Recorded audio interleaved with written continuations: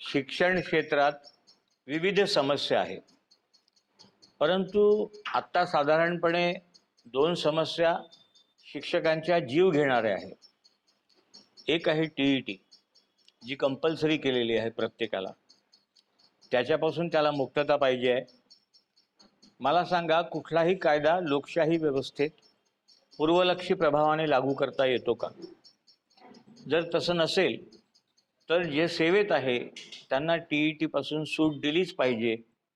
आणि दुसरा, संच मान्यता.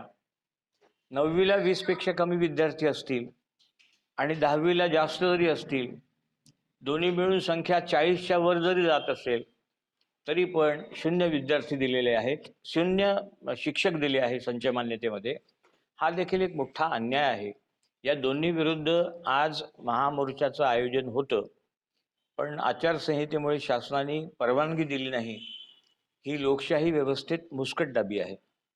वास्तविक पाहता निवडणूक आयोगाने सांगितलं होतं की ज्या ठिकाणी नगर परिषद आहे त्याच ठिकाणी फक्त आचारसंहिता असेल.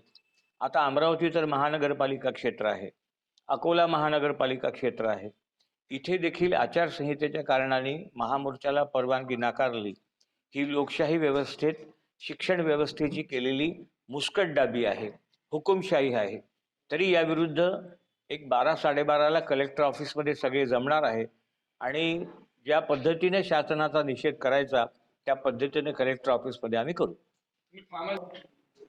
नाही, आता मोर्चावर ठामपेक्षा मोर्चा नाहीच आता, म्हणजे कलेक्टर ऑफिसमध्ये जमायचंच ठरलं, त्यामुळे तिथे त्या पद्धतीने निषेध करू.